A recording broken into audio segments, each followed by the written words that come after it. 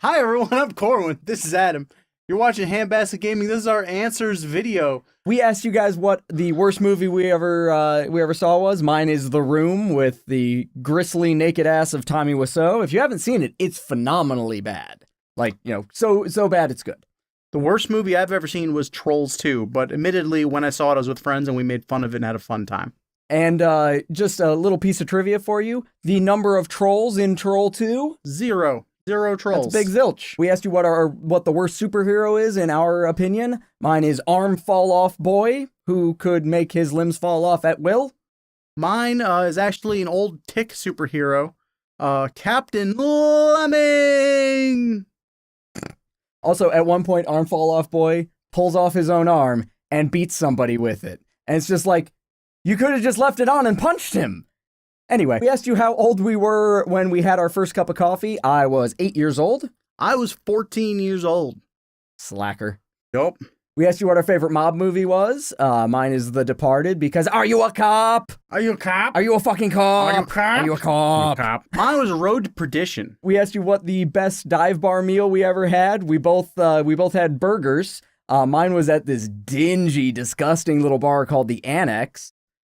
Mine was actually, me and my buddies back when I was younger used to go to a bar, even though we weren't allowed to drink there. We would go in there for burgers on Burger Tuesday. It was called The Drink. And those burgers were amazing. And that bar was not amazing. We asked you what the best book we read last year was. Mine is actually 15 books. Because last year I read the entire Dresden Files series. And holy shit, those are great. I didn't read the entire Dresden Files series, but I did read a really big book, Stephen King's It. I wanted to get ready for the movie that came out this year and finally read the book, and I did, and it was terrifying. We asked you what our favorite childhood book was. Mine was Aladdin, because we had the novelization, I guess, like the young adult novelization, and my dad would read it to us, and being, that I was very young, it was hilarious because it would read about Aladdin and Jafart. And yeah, that cemented my sense of humor pretty early on, and it hasn't evolved. Mine was Stinky Cheese Man and Other Fairly Stupid Tales. Hands down my favorite book as a kid. We asked you who the most famous person we'd like to meet is. I would give my right and left testicle to meet Bill Murray, and probably 3 or 4 of my arms. I would give his left or right testicle and 3 or 4 of his arms to meet Patton Oswalt. Patton Oswalt is a stand-up comic who really heavily reminds me of my dad and myself, and his comedy and the way he does things. He's a fascinating person, and I really, really enjoy his work.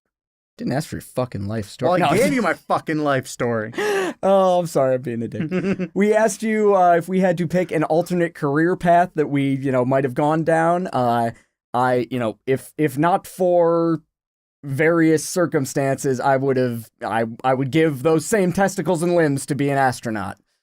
Yeah, I'd like to see you float around in space without your balls or arms. Me too. I wouldn't bump into much, probably. Just gonna float around. Yeah. I would like to be a wildlife ranger, like out in a wild, in like a large national park. Something to the size of like Yellowstone or something really cool like that. We asked you what the reason was for our first detentions that we got in school. I punched a girl in the face. Wow. So, the story behind that is... And he hasn't stopped since. So, there was this girl who, every single day would kick me in the shins. I may have told this story on the show already, actually, thinking about it. But she routinely kicked me in the shins, every single day at recess. And finally, after 2 months, I finally got fed up. And I'm just the bell rang for us to go in.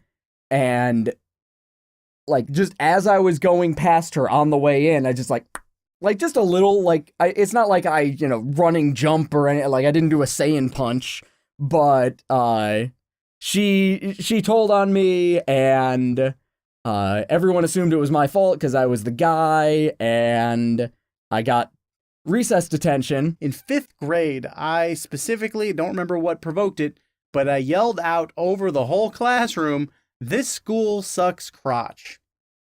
This landed me in a week-long after-school detention that caused me to miss enough choir practices that I was not able to perform at that particular upcoming choir performance, and I remember bawling my eyes out when I found out that I couldn't sing. And that's why he didn't end up going to Juilliard.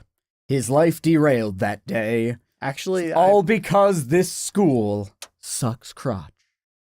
I And actually now did go to a you know. private music academy after that, though. Huh. It wasn't Juilliard. It was in my hometown, so it wasn't like a... I'll tell you about that sometime. Or you guys about that And sometime. now you don't know the rest of the story. We asked you guys how we proposed. Jen and I absolutely love television, and we spend a lot of time watching movies and TV.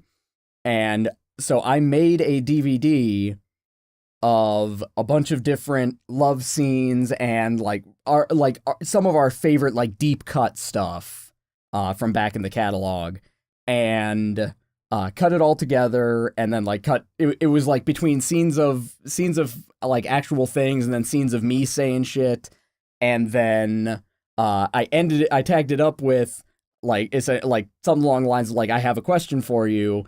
Oh, also open the blinds, because at this point I had sent her into, like, she had gone into our room. This is back still when we were living with my parents, which is kind of shameful, but, you know, whatever. Shit happens. It wasn't shameful. Your family's awesome. That's fair. Sent her into our room, and there was a DVD case on the bed that said, open me on it, and then there was a disc inside that said, play me. So I sent her in there, she had noticed the DVD case, and then I closed the door behind her, trapping her. There was no handle on it. She was stuck, depending on whatever she said. But then I sprinted downstairs to where I had secreted away my suit, changed into my suit, then ran back upstairs and went to, because it's a first floor bedroom with a window pointing out to the front of the house. And then, so I sprinted back upstairs and outside that window on a step stool and just waited for an uncomfortable amount of time to be waiting in a flower bed on a stepladder in your suit. But then she opened the blinds, and I opened the window, and I stepped through, and I asked her to marry me, and she said yes, and it was very sweet. Two things, guys. One, you may be asking yourself, where was Corwin during the story? I was on the sidewalk holding a boombox over my head, dressed up in my favorite long coat. My parents don't have sidewalks. They don't have sidewalks in that neighborhood. Like, that's easily fact-checked.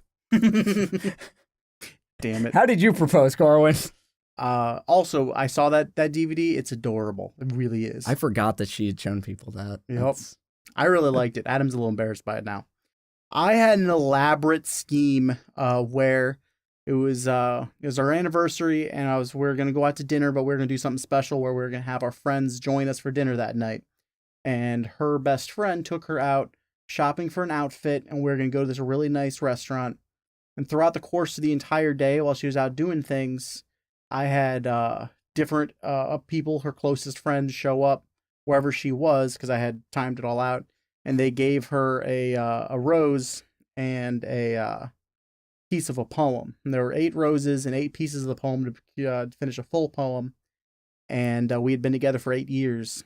And then at the very last part of the poem, I had a question, and I took a knee in front of all of her closest friends because I'm a dick. Yeah, because it'd be really awkward at that point if she said no. It'd be totally on her. Yeah. Well done. Well schemed, sir. It was on me. I mean, it was on her. Bam. I locked mine in a bedroom, so that, I mean, what? Crime pays. What can I say? No, I'm just kidding. Snare him in and just trick him. Trick him into marriage. It's the only way we would ever get a significant other, so at least we figured that out. Well, other than each other. Obviously. Thankfully, she said yes, so it was really cool. We asked you how a first date with us would go. Mine's actually really boring. Like, all of the first dates I ever had was just dinner and a movie. Just pretty boilerplate. You know, I've got a personal rule where I have to sleep with a girl 3 times before I have something so intimate as a dinner with them. So you're just taking that rule of thumb where it's just like you know, usually sex happens on the third date, you just flip that on its head. There's a lot of eye contact made at dinner time. There's a lot of wait, is there not eye contact during sex? Why don't you look at me during? Nah, I'm just kidding, guys. First date for me, actually, I always try to do really elaborate things.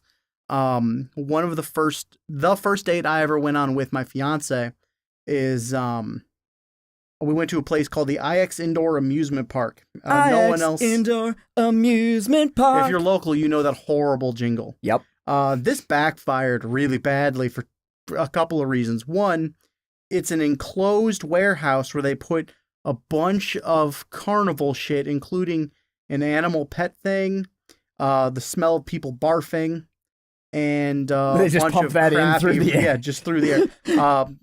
And all these, the only rides there are the kind of rides that make you want to puke. Tommy, we're running low on barf stench. You got another barrel back there? Load it up.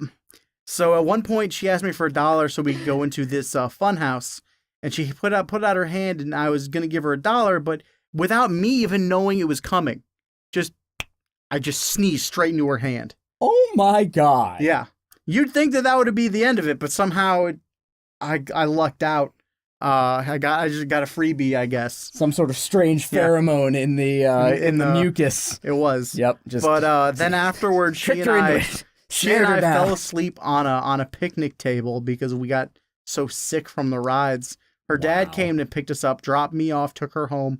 She was really sick and slept for the rest of the night. I was really sick and vomited out of every orifice in my head. So that was my first date that was really meaningful. We asked you what our favorite alcohol was. Shout out to Fiber Optic for getting mine right, because I love mead. He does love mead, and I love tequila. I'm also uncomfortable. We asked you what song lyric affected us most. This one actually changed for me recently because Jen and I are watching through Steven Universe, and there is a song where, let's see how to summarize this. There's one character training another character on how to sword fight, because there are various battles that take place in the show. But during that training montage, the song that plays is all about using the drive to protect for this character to protect the main character Steven Universe, but it's mirrored by the older character's drive to protect Steven's mother back before Steven's mother was gone through circumstances. So it's called Do It For Him / Do It For Her, and being sort of, especially in my close friendships and in my marriage, being a relatively self-sacrificing person, it resonated hard. I was weeping by the end of this song in a children's show. Speaking of, Steven Universe is one of the best pieces of animation I have seen in decades. I've been told that by a lot of people. It is designed, it's a children's show, but it teaches, it subtly teaches lessons without being preachy. And watch it. Just watch Steven Universe, please. I beg you. Watch Steven Universe. What's your lyric, Corwin? I got really into a thing there. I actually, for me, music, as he knows, is a really big deal for me. I listen to a large variety of music almost all day, every day. And a band that I'm in love with is called Blue October. They're from Houston, Texas. And they champion a lot of causes about mental illness, is a big, and support of mental illness. They have a song in particular that brings me to tears every time I hear it called Quiet Mind. And Quiet Mind is possibly in my opinion, one of the most beautiful pieces of music I've ever heard. And it has a really positive effect on me. But this particular question is really difficult, even though it was my question, because depending on the hour of the day, my answer could very well change. I take a lot of it in, and it kind of helps drive me. We asked you who the most famous person we have ever met was. I kind of met Jeff Bridges. I got to say hey to him, and he said hey back, as he was being, we tried to be subtle. Because I noticed him out of the corner of my eye, and I was talking out of the corner of my mouth the other way to my wife, saying, "Don't cause a scene, but I think that's is as far as I got before he was swarmed with people." And then we joined the swarm, and I got to say hey to the dude, and it was pretty fucking awesome. That sounds terrifying. Well, he was the most laid back. Like, he is the dude. Like, he was the most laid back I've ever seen a person. He was just sort of like just pressed with people, but he was signing stuff and he was saying hey and taking pictures and this, that, the other, all the while just sort of shuffling. Like, he did not stop forward motion between his car and his hotel room, but he still, anyone around him, he was just taking stuff, signing it, taking stuff, pictures, taking that. Cool. It's just like being as cool as humanly possible while still going, no, but I gotta get to my room, guys. You're awesome, but, you know, we're gonna move at this little snail's pace, but we're moving. It was fucking amazing. That's cool. As an anniversary gift, Kat got me tickets to go with her, obviously, to Go away from me. Here's some tickets. It was actually a Blue October concert that took place in Cleveland at the House of Blues, and as part of the VIP tickets that she got us, we had a meet and greet before the show, so we got to have like a little bit of a conversation. Like, it was just a group of us, so it's not like it was like, hey, personal conversation between you and me. But then afterwards, we went through in pieces and met and spoke and shook hands and took a picture together. We asked you what our favorite part of camping is. Mine is roasted marshmallows, because I do roasted marshmallows. I got a story about that. I was just like, you got upset about the bird. I'll do something even stupider so you don't feel bad about it. I like a properly roasted marshmallow. If you don't know this, if you roast marshmallows over a flame, you're doing it wrong. You wait till the flame burns down to coals, and then you get a nice even heat coming off of those coals, and it melts the marshmallow all the way through, so it's all gooey all the way through and just puts a light brown on the outside. If your marshmallows are black, you're doing it wrong. If there's any sort of solid marshmallow chunk in the middle, you're doing it wrong. So, get your shit together, America. Wow, all right.